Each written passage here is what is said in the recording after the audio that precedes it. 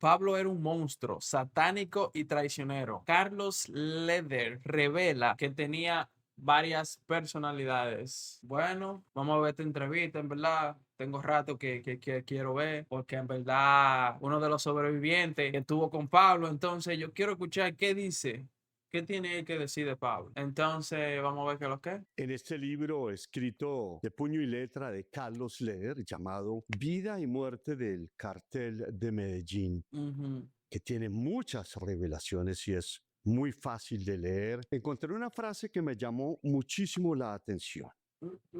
Cuando Pablo estaba furioso, la tierra temblaba.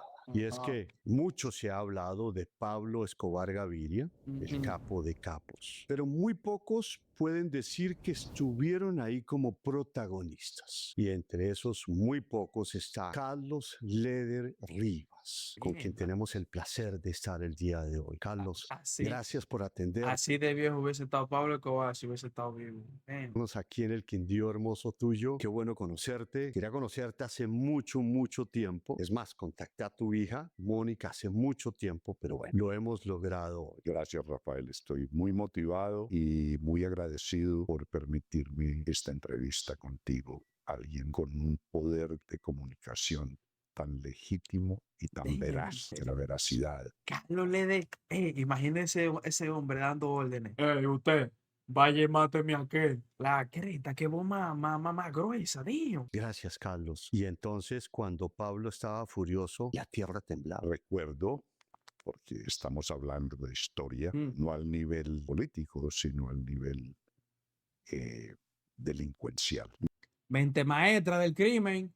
Mente maestra. Mi libro, como tú lo describes, es un libro en que yo he entregado mi testimonio personal, Mm. mis vivencias, es mi autobiografía, es mi testamento. En ninguna forma yo glamorizo o enaltezco el contrabando o el tráfico de coca. No, establezco claramente que yo cometí inmensos errores, los explico, y la naturaleza del hombre es pedir perdón por sus errores, la naturaleza cristiana.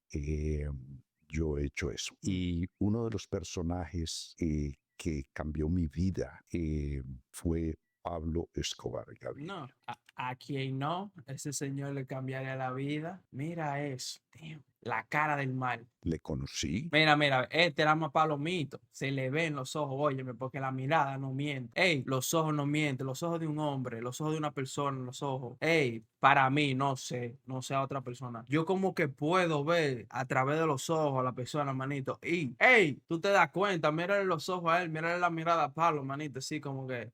Esos son, muchachos, una bestia, un animal de cazador, ¿sí me entiende? Este como más oveja. Vaina que ustedes tienen que llegarle palomito. Y como en el mundo oscuro y secreto del tráfico de coca, uno negocia con muchísima diversidad de personajes de todos los calibres y moral, pero Pablo era alguien muy singular, muy difícil de analizar.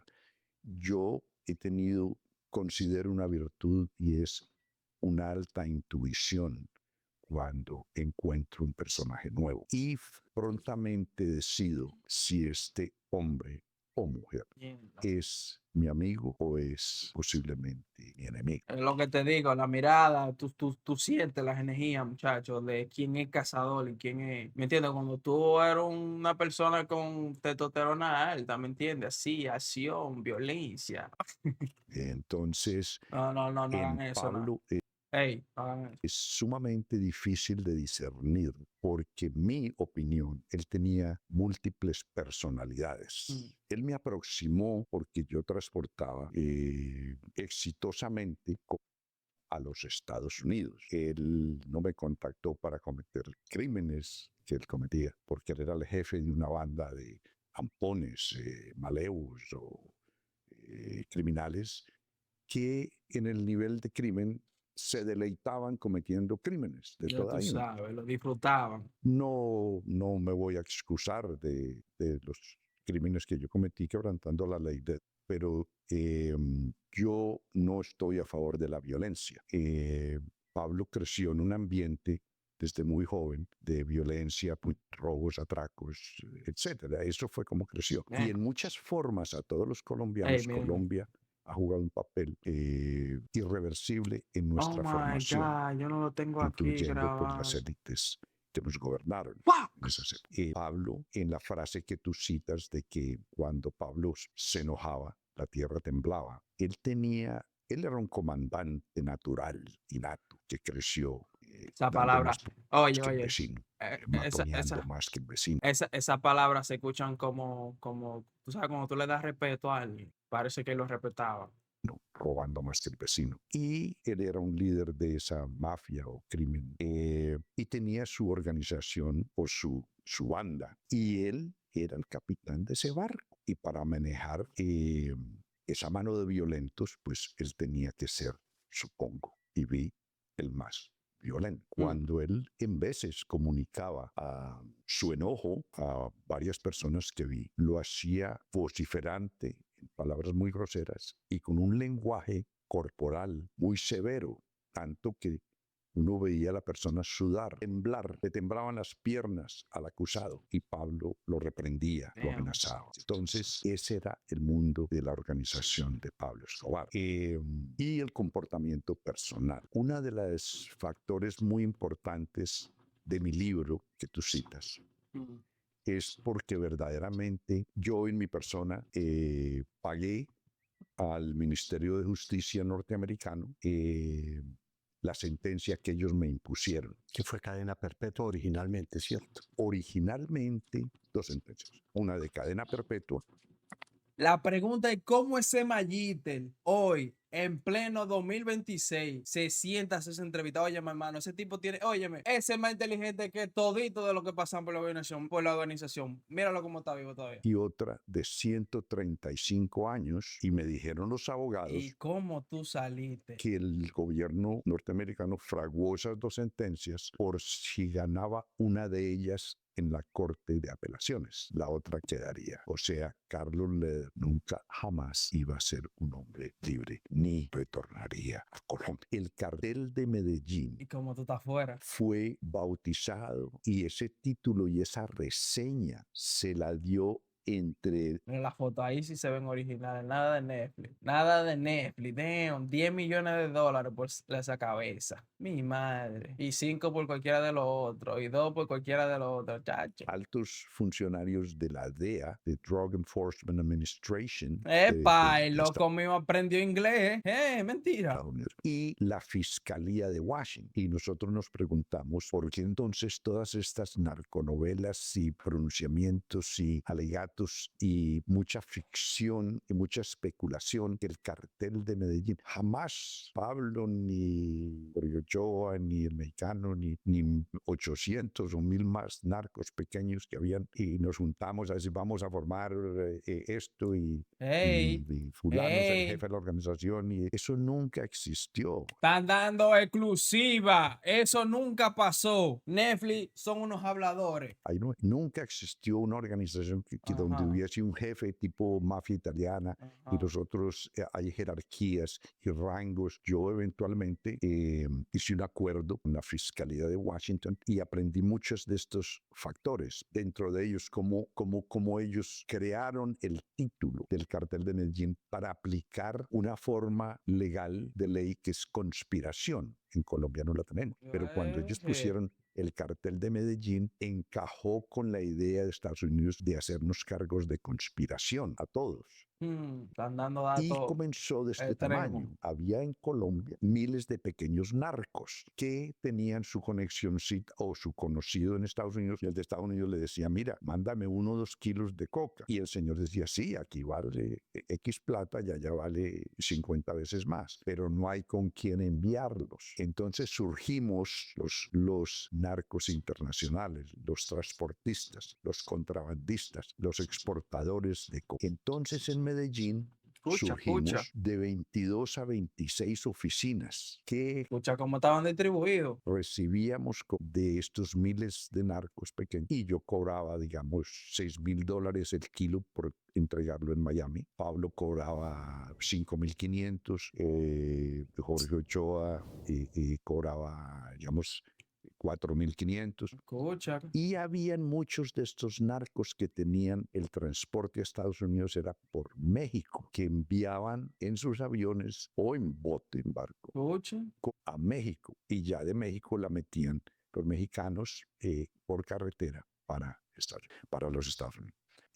Eso es como lo que contempló la DEA en Colombia, que éramos oficinas donde se exportaba y se comercializaba la cocaína. Así como habían quizá mucho más oficinas donde se lavaba el dinero, que nosotros entregamos el dinero en Estados Unidos en una ciudad y estos lo recibían en Medellín y te lo entregaban. Todo totalmente legal, pero en esa época las leyes, estamos hablando hace 40 años, no aplicaban para muchos de esos crímenes. Entonces, es claro y diáfano que nunca hubo una organización Miren esa cara, miren esa cara, miren esos ojos. Tú estás loco. Un lobo, un cazador, eso es lo que da. bajo el mando de Pablo Escobar. Es más, cuando yo conocí a Pablo hacía muchos años, yo tenía mi propia organización de traficantes de cocaína, Jorge Ochoa también, y 20 o 30 más también tiene esa organización. Quizá algunos de nosotros éramos más notorios porque éramos mejores contrabandistas. No se nos perdía la que nos entregaban, porque ocurría a veces que estas oficinas en Medellín tenían que cerrar porque se les caían 2, 3, 4 cargamentos, ya los narcos no les llevaban porque decía, este señor no sabe. Lo que me está diciendo es que ¡Ey! Esos son datos de empresario. al Washington bautizarlo como cartel de Medellín podía acusarlos de una figura que no existía aquí, que era el concierto para delinquir, ¿cierto? Total, estás totalmente correcto. Uno de los factores específicos y explícitos es de que tú ves en el mismo nombre, cartel de Medellín. Cartel quiere decir una lista de narcos. Entonces pusieron 26 narcos que manejaban las oficinas independientes, cada uno, de exportación de cocaína. Pero existía el factor del intercambio de información entre nosotros. Todo eso muchas veces se compartía. Eso es conspiración en Estados Unidos. Y antes de seguir con la historia de Pablo, que también te quiero preguntar sobre el mexicano, tu éxito en ese momento que tenías un gran éxito era la logística de llevar de las Bahamas, entre otras, a Estados Unidos. Cuéntanos un poco. Ey, nada más imagínense eso, pongan en esa posición, que tú estás pensando que tú vas en un botecito, pa.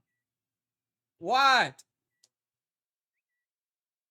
Pues sí, imagínate que son los años 70, no, 60.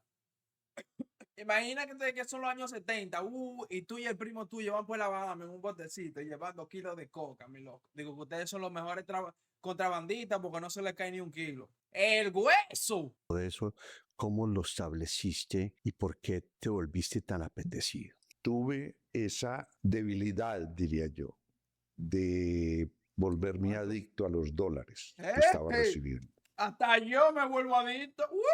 Y en vez de retirarme de ese negocio después de que tenía una finquita o algo, comencé a perfeccionar y a planificar formas de exportación masiva a los Estados Unidos. Más eficiente, mejor trabajo, más calidad, mejor tamaño, cargamento más grande, más cuarto.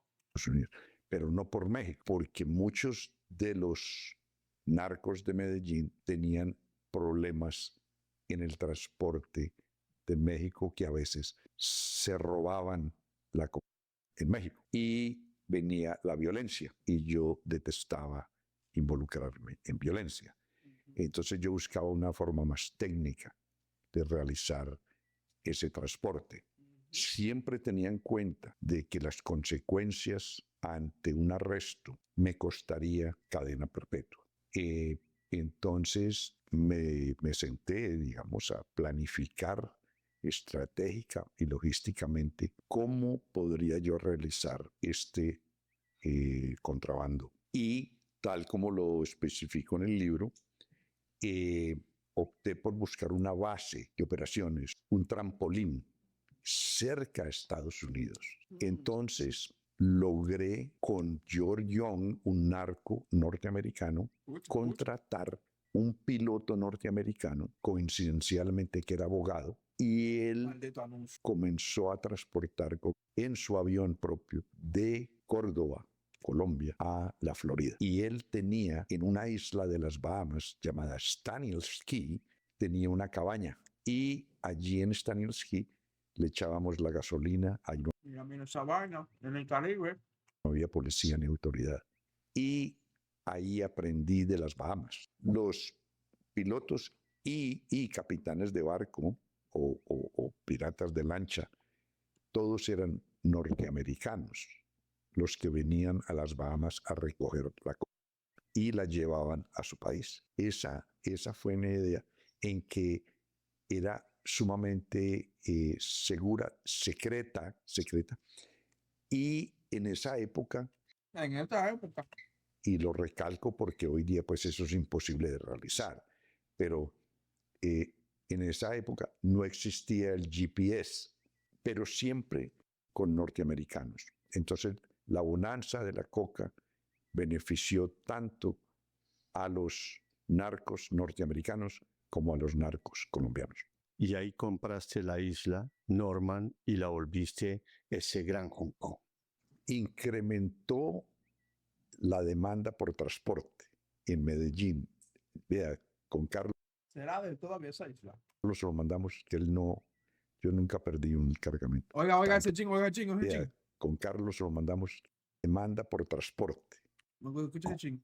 Incrementó la demanda por transporte Escucha en ese chingo. Medellín. Vea, con Carlos lo mandamos, que él no, ¡No yo nunca falla! perdí un cargamento. No se Tanto cae en cuando la yo fui a vuelta con juicio en Estados Michael. Unidos, no presentaron ninguna cosa, que nunca me iba a... Oye lo que dice, claro. Oye, no se cayó. Ey, mándenlo con Carlos, que no se caiga una vuelta con Carlos. Es mentira. Y oye lo que dice el loco. Tanto cuando yo fui a juicio en Estados Unidos, no presentaron ninguna cosa, que nunca me habían cogido. El hijo de puta no se le cayó un solo kilo. La mente maestra. La mente maestra. Y lo está contando el mejor. El mejor de todo el cartel. ¿Tú estás loco? Tuve el beneficio histórico de que en las Bahamas el gobierno de Londres, el gobierno de Inglaterra, decidió entregarle las Islas Bahamas a los nativos. Entonces yo vi allí que el nuevo gobierno de las Bahamas no era un gobierno inglés organizado, británico, con su naval, su navy y su fuerza aérea El y su loco hizo ejército y una pinta policía. ahí. No, era un gobierno nuevo de nativos. Y los aproximé Mentira. y les propuse negocios Mentira. y los consentí Y le diste y dólares. poco a poco los soborné. Ah, mentira. $150,000 mensuales al primer ministro. Yo pacté con el primer ministro directamente por $150,000 mensuales por la protección de mi persona, mi familia y mi territorio. Oye. Ahí fue cuando procedí prontamente a comprar la isla. ¿Cuánto costó? Yo tenía varias casas propias en la isla, pero el hotel era el dueño de la pista de aterrizaje, la marina y el hotel. Eso era el 70% de la isla. La isla tenía 120 cuadras. Ey, eso es hermosísimo. Mira esa mierda, loco. Esa agua azulita, loco. Ese loco se tiraba ahí en el paraíso, loco. Damn. Un primor de sitio. Una parte del hotel costó 1.400.000, otra parte costó 800.000. Algo 1.800.000. en términos de dinero irrisorio. Y te digo irrisorio porque eventualmente con los años, sí, el gobierno de las Bahamas, como pasa con los bienes o las propiedades de los narcos, la confiscó y la vendió por $41 millones. El mayor tesoro de esa isla era que era registrada como isla privada. O sea, el dueño de la Se isla perdió esa dispone. Ahí no finquita. había policía, ni aduana, ni inmigración, Se perdió ni esa nadie, finquita. ningún extranjero, o pues decir, ningún ni bahameño, pues, que vengo aquí, no, esta es mi isla privada. Tiene Nah, que se pedir perdió permiso. se Eso perdió fue lo esa que me finquita. permitió desarrollar la isla en un centro, en un hub de transporte de suramericana hacia los Estados Unidos. Ese loco metía mujer y ahí, vaina, muchachos, ahí. Estaba en su auge. ¿Cuántos aviones manejaba usted y cuántas lanchas, Carlos? Yo recuerdo Escuche, viene dato. que una de las primeras acciones industriosas que yo tomé y de seguridad cuando compré la isla fue construir 2 grandes hangares para aviones enseguida de la pista de aterrizaje. En el libro están las fotos de los hangares. Dios mío, Los qué compramos en rico. ¿Cuál fue el desgraciado que compró esa isla, mano? Damn. Por 40 milloncitos le dejaron eso. Algún desgraciado de para acá. Estados Unidos, vinieron los ingenieros, los instalaron. Entonces ya en esos Mira eso, para que entre los yates ahí tranquilitos. 2 grandes hangares para aviones, podía guardar 6 aviones. El muelle Ya. también lo extendí para barcos de más profundidad. El muelle de la laguna también lo extendí. Y eventualmente cerré el hotel para construir un hotel nuevo, totalmente nuevo. Pero tácticamente al cerrar el hotel, pues ya ningún turista podía venir a entrometerse o infiltrar la isla. Y claro, yo tenía un contendor a toda hora, que era la agencia DEA, la agencia antinarcóticos más poderosa del mundo moderno. Mandaban infiltrados, mandaban espías, mandaban botes, aviones vigilando. Ya con los hangares, pues los aviones de la DEA volaban por encima, pero no tenían rayos X pues, para ver qué había en el hangar. Por la noche, la pista de aterrizaje, que la ensanché, le parqueábamos 3 camiones grandes para que no hubiese un aterrizaje, una invasión nocturna. ¿Qué edad tenías tú en esa época? Tenía ¿Cuánto? 24 años de edad. ¡Oye, esa vaina! Escucha, loco, escucha. ¿Qué edad tenías tú en esa época? Tenía 24 años de edad. 24 años y ya con todo eso. Sí, yo 24 años, brother. Imagínate. 24 años. Imagínate. Una isla para ti solo.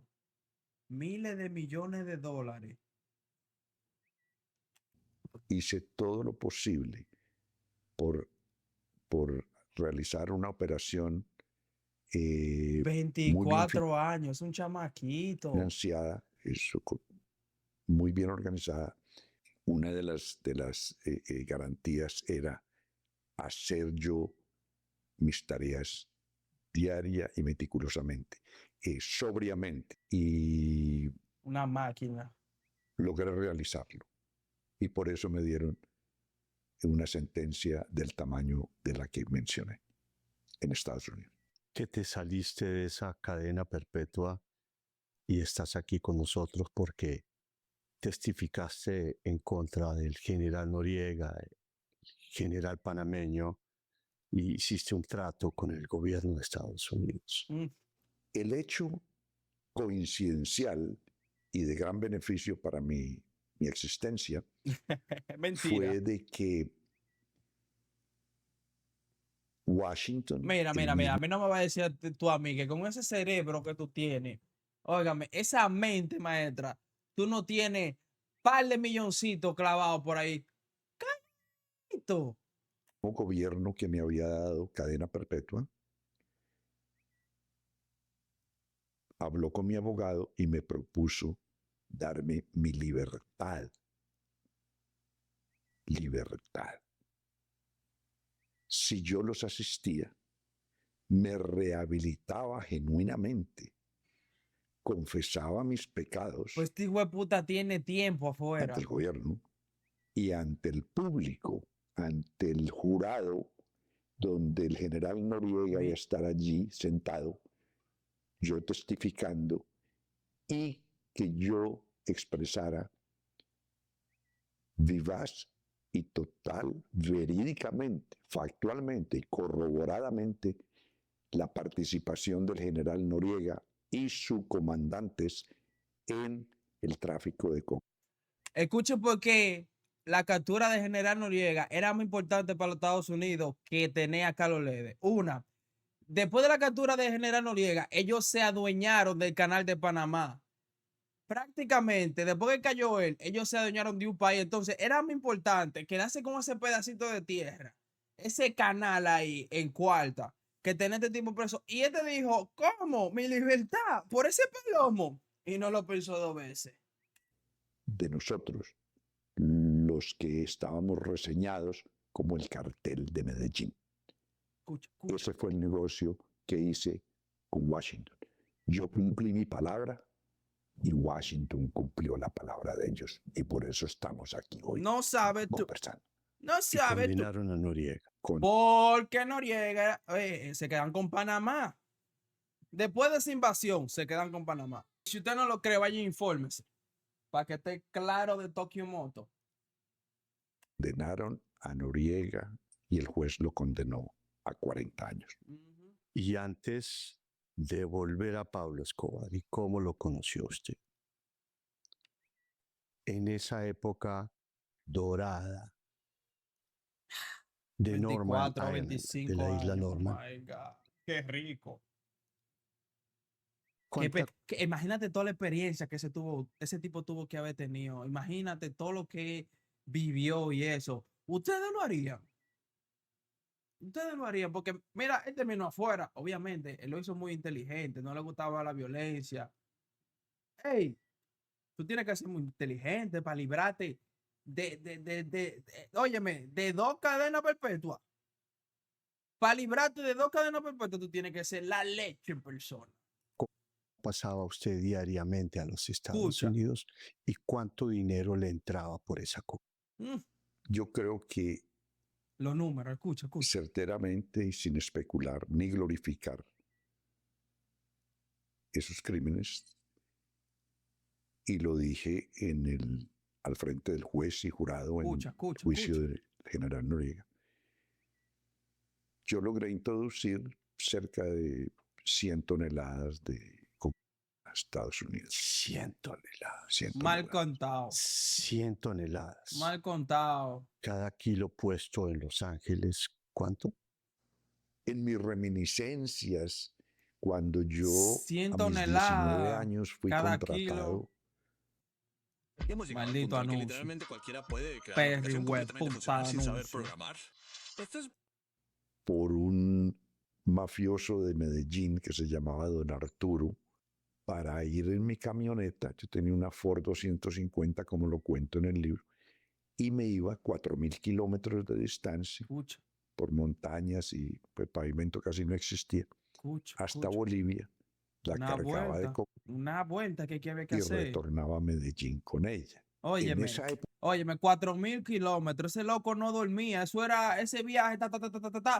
Fuimos, llegamos, recogimos esa vaina, para atrás la misma noche. No bulto. que yo comencé en California, pagaban $70,000 por un kilo de coca. En 70. Bolivia Oh my costaba $1,000 el kilo. Y entonces Carlos le Escuche el margen. Escuche el margen de ganancia. era el rey de la logística. Y cómo conoce a Pablo y cómo conoce al mexicano para ir a través de ellos contando esta historia. Primero conocí a Gustavo Gaviria, que era su primo. El primo Gonzalo. ¿Por qué? Lavando mi dinero de coca en Miami, yo traía automóviles nuevos comprados en Miami y tenía una agencia de automóviles en Medellín. Escucha. se llamaba Leather Auto. Ujú. Era la de más alto nivel. Y allí muchos emergentes y narcos nuevos venían con el puñado de dólares a comprarme 1 o 2 carros nuevecitos. No Y sabe. poco a poco se identificaban conmigo como narcos. Uno de ellos fue Gustavo Gaviria. Entonces, Gustavo, entre los varios carros que me compró 2 Porsche y le dio uno a Pablo. Escucha. Ellos después corrían, no en esos carros, pero en otros corrían, eran muy aficionados a los carros. Y comencé a hacer negocios tentativamente con Gustavo. Escucha cómo fue la historia. Palomo. Entonces Gustavo me dijo, venga, le voy a presentar a alguien que quiere conocerlo, es Pablo. Fuimos y a una propiedad de Jorge Ochoa y ahí estaba Pablo. Es un personaje sumamente difícil, Pablo, es sumamente difícil Escucha, de escucha. calificar. Escucha, Eh, escucha. no era placentero lidiar con él, Escucha. pero yo era un hombre de negocios y si él tenía negocios, pues hablamos de negocios. Somos pero negociantes así los dos. Tuvimos una relación de varios años de negocios. Sí. Después conocí la Hacienda Nápoles. Y también conociste al mexicano. Cuéntame las circunstancias y cómo La era corta, lidiar yo quiero con escuchar uno y más. Yo con quiero, el yo otro, sus quiero, personalidades. yo quiero escuchar Era un todo. personaje, pero un personaje distinto a Pablo. Este era un personaje Ese es gacha. agrio, el mexicano, violento, grosero, Mal pero hablado. cuando aceptaba tu amistad o tu relación o tu compromiso, era un hombre íntegro. Él no te iba a traicionar, él no te iba a matar, él no te iba a robar, era tu amigo. Amigo en el sentido de respaldarte en tus negocios, ser honorable entre bandidos y respetar tus procedimientos. El lenguaje de él no era muy rico en sustancia, sino Mal muy hablado. severo en sus expresiones, muy directo. Mal hablado. Un personaje muy colombiano. Mira, y mira cómo es la vaina. A él lo ponen en la serie, lo ponen como el más loco de todito. Y un profesor en el sentido de visionario en el negocio ilegal de la... ¿Por qué visionario? Porque en Escucha. Colombia no existían casi laboratorios de que produjeran la...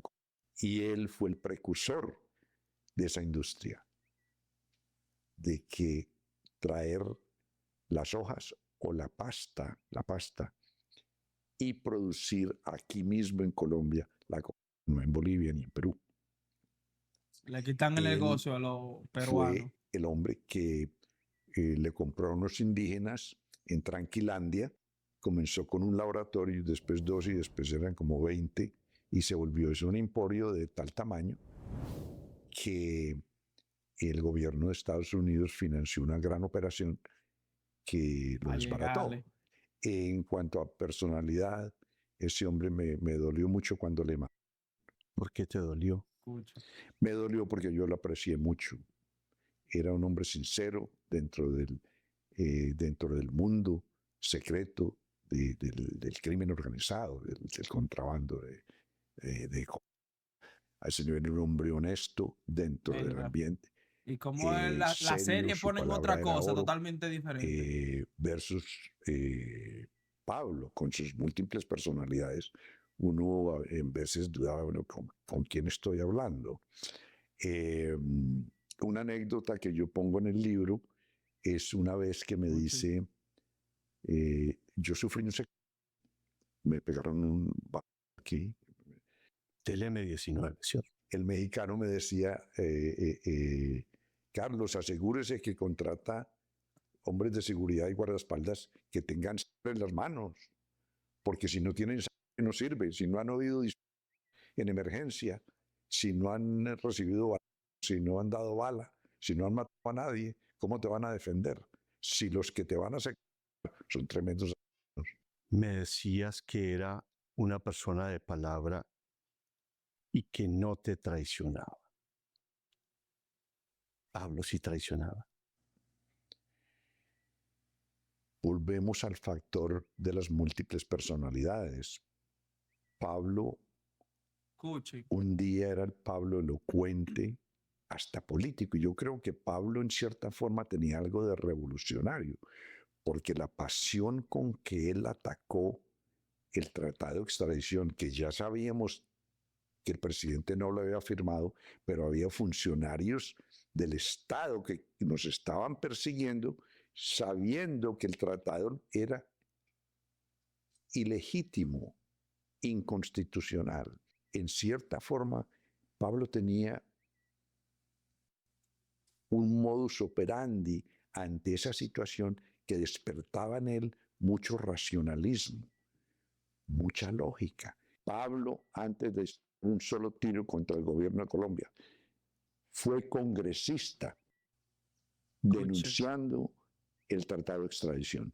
El 12 de diciembre de 1986, la Corte Suprema de Justicia de Colombia dictaminó y sentó jurisprudencia que el tratado era inexequible, o sea, inconstitucional. Y tú escribes en el libro, Pablo Escobar siempre fue un líder del cartel que inspiraba respeto, pero no era mi patrón. Total, exacto. Él no daba órdenes a nosotros, negociábamos y a veces paraba la negociación porque él a veces decía tanto y uno decía no, o por aquí, y yo decía por ahí no funciona, o con estas personas. Yo analizaba las personas con que había que trabajar. Yo decía, Pablo, ¿sabe qué? Yo prefiero trabajar con este otro. Muchas de las cuestiones con Pablo, yo prefería negociar con Gustavo Gaviria. ¿Por qué? Gustavo Gaviria era muy astuto, Escuchen. pero era muy práctico. Él entendía que yo era uno de los más exitosos narcos internacionales. Él era mucho más inteligente que Pablo. Ahora, valentía no quiere decir inteligencia, pero Gustavo Gaviria era muchísimo más inteligente que Pablo Escobar. Pero Pablo comienza uno a mirar que en cierto sentido se imponía sobre ustedes. En el campo de la violencia, sí. Él, como digo, es muy difícil de analizar y de concentrarse en quién era este tipo que eventualmente se convirtió en un monstruo. O a rato se convertía cuando le convenía en un monstruo. Pablo era tan valiente que no miraba el día siguiente. Era tan valiente que era tan valiente que llegaba a la estupidez, como el que se tira a un río y lo va a cruzar sin saber nadar. Él, en mi libro, yo lo bauticé y titulé mi libro Vida y Muerte, es porque al final del libro yo explico cómo Pablo comienza ya, el Pablo mafioso, ampón, comienza a matar a nosotros, los del cartel, uno por uno. Y Escucha. ciertamente la retaliación fue pronta y él trató también de eliminarme a mí en su hacienda Nápoles. Ahí lo cuento en el libro, no le puedo contar todo, porque entonces no le hice el libro. No, porque eso es interesante lo que me vas a contar ahora. Y por eso te preguntaba de que el mexicano no traicionaba y Pablo sí. Porque además en el libro tú describes que Pablo era un monstruo. Y estamos hablando de que traicionó a sus compañeros y comenzó a matar compañeros, y no estamos hablando de los Moncada y los Galeano posteriormente. Estamos hablando de antes, ¿cierto? Antes, desde Cuéntanos un Escuchen. poco El loco se puso agrio. sobre ese episodio de que él comienza a señalar y a matar a sus propios compañeros. Cuéntenos a En ver. tu época, cuando tú no habías sido extraditado.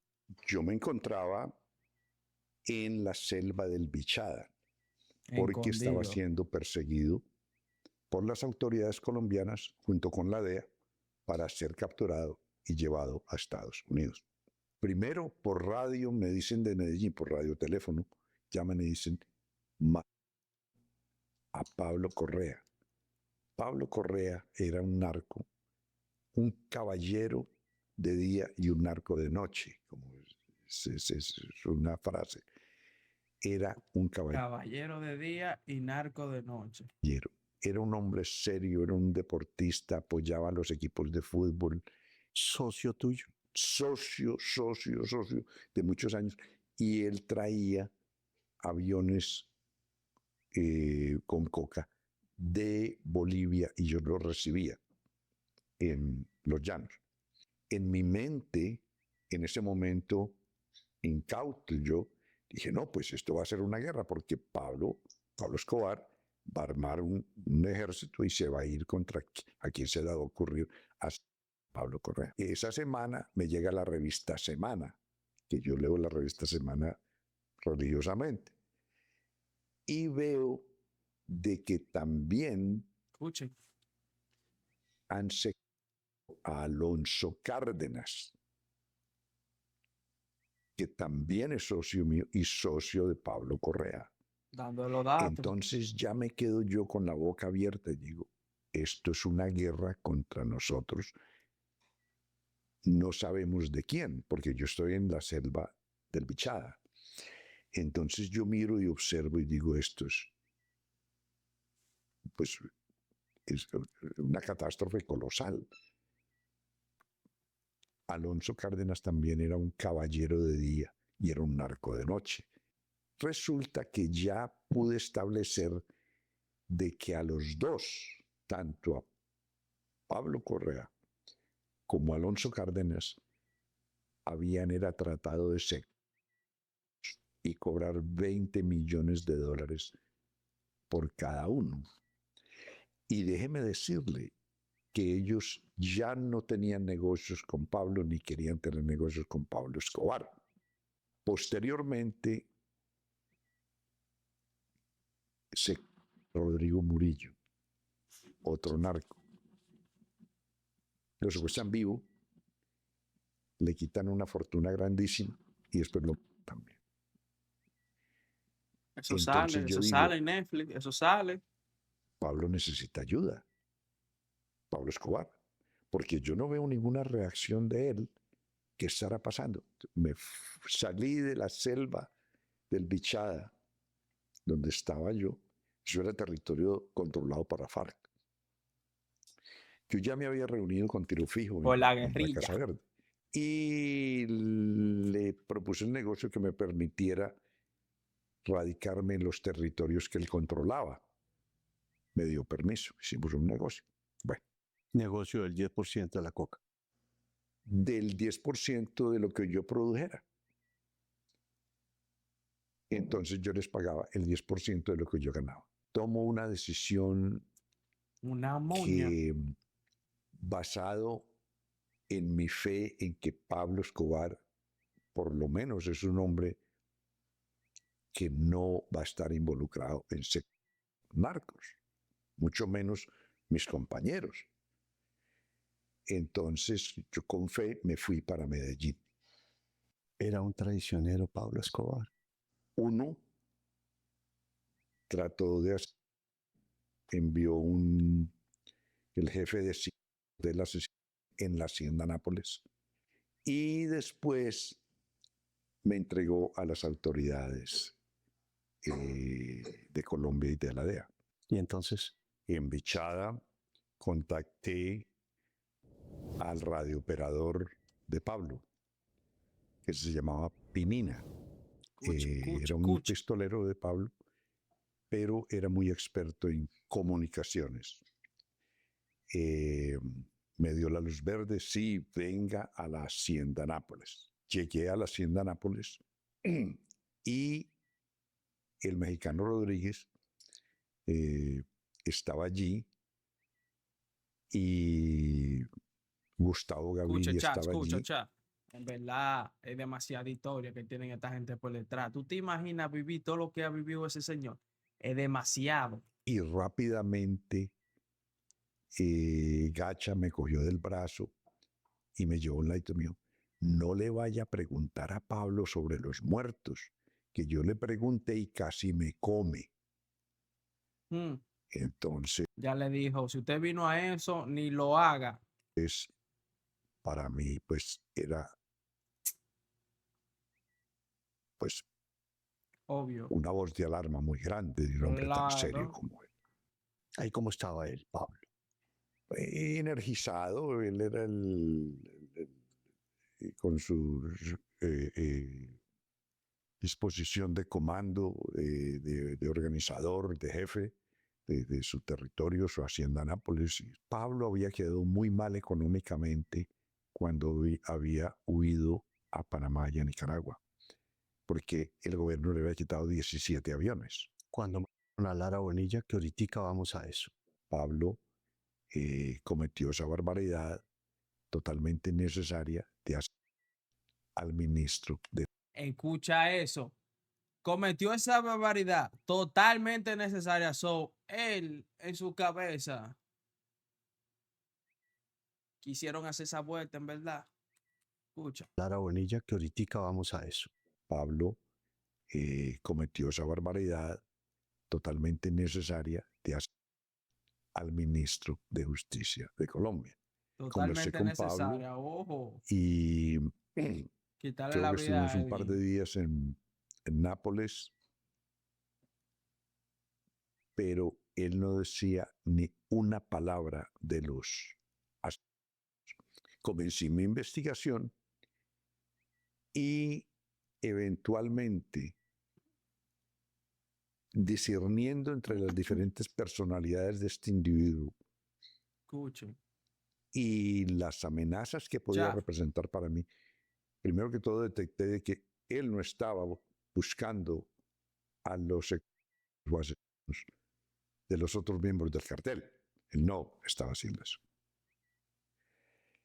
Yo avancé en mi investigación y eventualmente establecí de que él era el que los había secuestrado.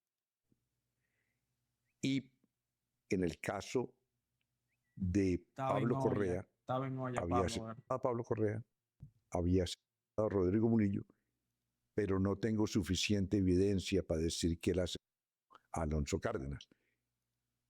Comprobé que lo secuestró, pero no que lo asesinó. Posiblemente Alonso, que fue herido cuando lo secuestró, pereció de la gravedad de las heridas. Descubres eso y él descubre que yo descubrí. Tengo una persona con que he fraternizado en lo posible que se puede fraternizar en ese mundo. Y Pablo dijo, hay que salir de Carlos rápido. Se llama Pinina, que es era un uno de sus mayores muchacho lugartenientes. de eso. Y Pinina simpatizaba con mi causa. Pinina, por ejemplo, me dijo que como Pablo les había ordenado matar a la yuca, que era otro que era un pistolero, creció en eso. Y se rebeló contra Pablo porque Pablo había ordenado esos asesinos de miembros del cartel. La yuca. La yuca. Mira, Entonces, Pablo mató a la yuca. la persona que me dijo, no, él se rebeló y entonces inmediatamente dieron la orden de liquidarlo. Y ya casi vamos a llegar a cuando te tratan de matar y posteriormente te entrega Pablo Escobar. Escuche. Valió la pena haber matado a Lara Bonilla. Y creo que es el error más fatal, brutal que haya cometido Pablo Escobar contra los ciudadanos colombianos. Ahora, Pablo mató más narcos que la DEA, el Ejército y la Policía de Colombia. Entonces, Pablo acabó con todos los narcos, vale, diache. de las personalidades de Pablo era, y el término le cabe,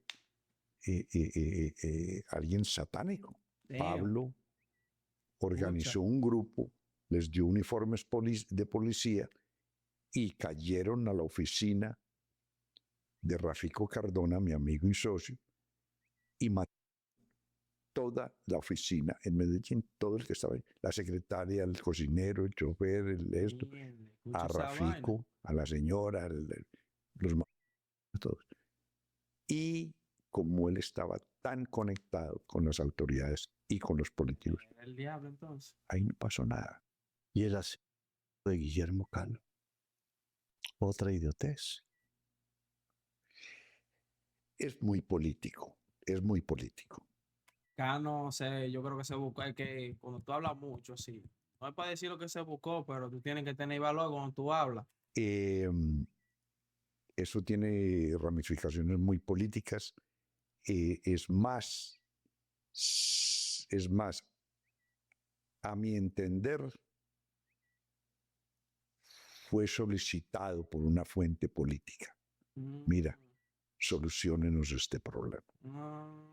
Pero no voy a Escuche. profundizar en ello. Me está diciendo Tú sabes porque no puede hablar. Ay, ay, ay, lo mandan a matar del mismo gobierno. Carlos que con Guillermo Cano, Pablo Escobar hizo un mandado.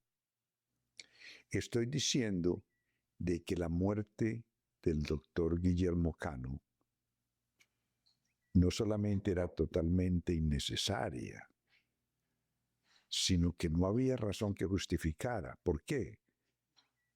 Porque ya no existía el tratado de extradición entre Colombia, porque la Corte Suprema había dicho que era inconstitucional. Entonces, En aquel tiempo. ¿por qué matar a un periodista que habla por los que no tienen voz? Bueno, eso es mi sentimiento y mi razonar. Pero los negocios y las razones por las que Pablo mandó esos asesinos a este señor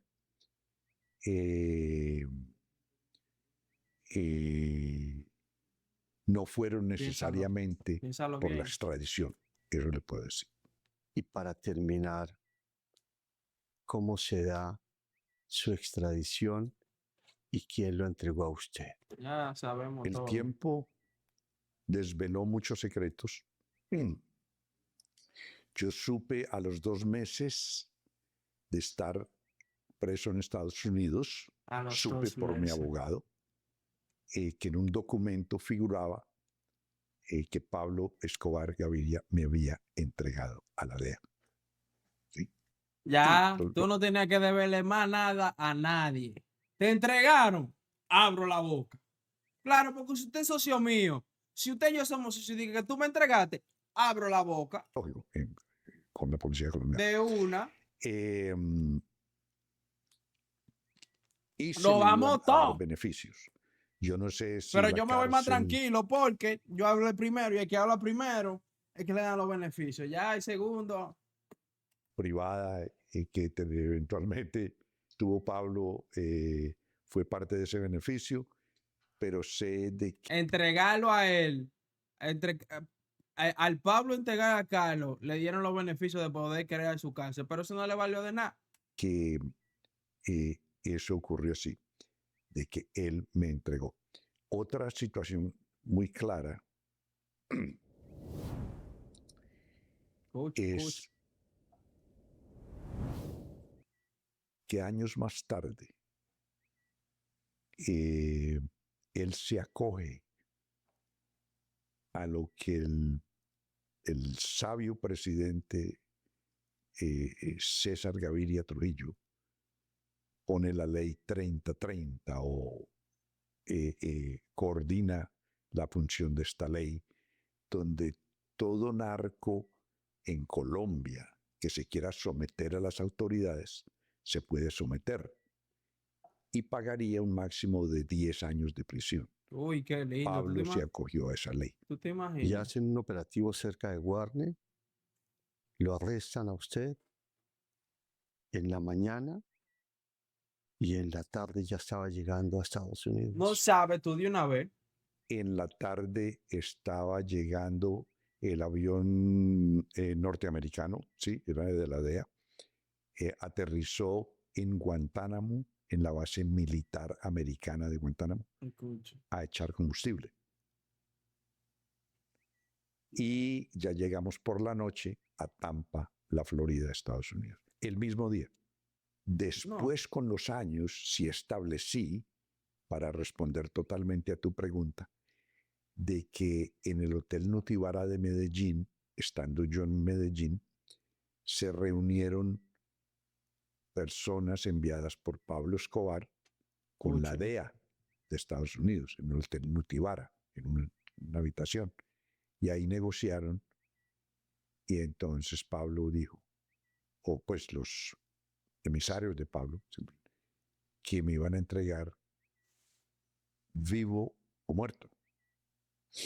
Él se ríe porque Muerto ¿quién no está era muerto tan de fácil, todito? como se comprobó, pero ¿Eh? en las circunstancias, en los hechos que acontecen es que muchas veces hace 40, 45 años, la policía colombiana o el ejército o el F2, cuando capturaban una persona de importancia, tenían la orden de darlo de baja y ponerle un revólver. Afortunadamente, no me aplicaron esa llamada ley de fuga, o etcétera. Al todo el que lo mandaban a buscar, si lo agarraban, ¡po! Y se mató. Era vivo o muerto que te querían. Por eso estamos aquí reunidos hoy, No, porque y te sobreviví ríes. Es bonito. muchísimas circunstancias donde mi vida estuvo a un punto Tú de eres, terminar. tú eres un salami, loco. Tú eres un salami súper especial, loco. Salami dubeca. ¿Eh? Te salvaste de muchas. Y no terminó. No. Y en el libro dices que Lulu, tu novia, un día te dijo, Carlos, llevas una vida muy peligrosa. ¿Cuándo piensas tomar vacaciones o retirarte del negocio? Eso que te dijo ella no te retumba en la cabeza o no te retumbó. Sabia pregunta en lo que ha comprometido mi existencia y mis sufrimientos, porque 33 años de suplicio carcelario No son fueron fáciles. sumamente difíciles, No son 33. humillantes. Y Para una yo gente que lo ha vivido tanto. pude haber evitado eso si hubiese escuchado esas palabras de mi mujer en ese momento. Y yo estaba empecinado, obsesionado, apasionado con mi liderazgo en el narcotráfico, en el Es tráfico que la internacional de cocaína. emoción, la adrenalina, Me manito. había Uf, hecho el adicto trabajo, no a la manito. Sino el trabajo. porque A la ese nivel que yo logística, a la operaba, vaina. mi orden mental tenía que ser muy claro, muy definido. Yo no podía emborrachar mi cerebro para operar, ni volar aviones, Como lo pero ponen en la película, ¿ves? Que por eso uno no puede llevarse de toda esa mierda que uno ve en Netflix, esos rapas azul. la mujer Lo que quiso decir es ahí que para él operar al nivel que operó, él no podía emborracharse, él no podía beber. Que es lo que yo le digo, compadre, si usted quiere estar sharp, si usted quiere su mente, tiene que, hey, tú tienes que ser un superhumano, obligado. colombiana Ah, espérate, ¿qué puse? es una mujer extraordinaria, visionaria, sensible y muy valiente. Y me dio un consejo tan sabio. Y yo, de cabeciduro, no lo acepté. Y tuve que pagar por mis crímenes 33 años, compadre. intensamente. ¿Qué te dijo tu mamá en Tampa cuando llegó en silla de ruedas?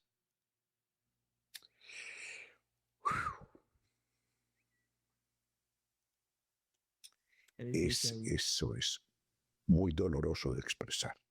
No te lo puedo expresar. Me excusas.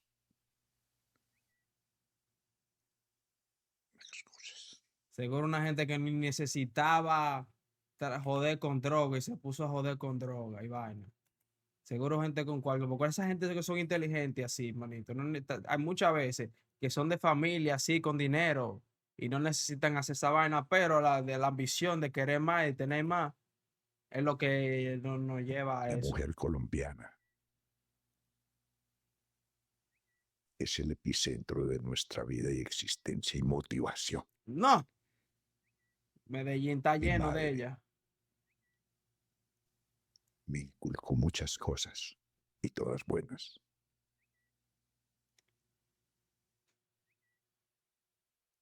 Ahí sí es difícil. Y yo le quedé mal. Le Le enseñó quedé mal a mi ahí sí es difícil.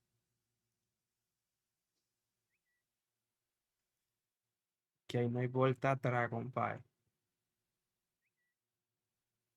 eso he dicho. Gracias, Carlos. Gracias por tu tiempo. Carlos, para Muchas mí, yo lecciones no sé para la para gente. todo, no sé para otro. Para mí, Carlos Leder, el mejor del cartel de Medellín. Carlos Leder, el mejor del cartel de Medellín. El único Muchas gracias. sobreviviente. Gracias por tu tiempo. El único Gracias por tu sobreviviente sinceridad. de tantos años de Me siento muy guerra, de privilegiado de tu terrorismo. amistad. Es mentira, hasta yo de Te verlo. busqué durante muchos años. La mente maestra, Y Carlos bueno, Leder. Gracias. es Vivo un honor afuera y yo sé que tiene que tener compartir un par de contigo esas milloncitos guardados. historias. Pero hay cosas que no puede cambiar, como que seguramente no pudo despedirse de su mamá, se perdió de muchas cosas que pasaron, ¿me entiendes? Disfrutó muchos millones, pero ¿a qué costo? Así que todo en esta vida tiene un costo. Yo espero que usted elija el suyo bien, porque cualquier camino que usted tome, cualquier camino, lo que sea que usted haga, todo tiene un precio. Y usted tiene que ser consciente de que lo va a pagar en algún momento. Entonces, tome buenas decisiones, no ponga huevo, porque la frase que dice, la vida es solo una, no es para que usted se viva la vida como un maldito loco y se la coma, imbécil. Es para que las decisiones que usted tome, recuerde que la vida es solo una y después que usted la cague, usted no va a poder descagarla más, porque es solo una. Entonces, a ti, maldito rapa tu madre, que dañaste tu familia. O a ti, maldito cuero, que te llevaste de tus amigas. Déjame decirte que la vida es solo una. Y después que tú la cagas, no la puedes descargar. Aquí fue todo con esta reacción. Espérenme en el otro video. El mejor del planeta. El viral. Activo con Tokyo Moto.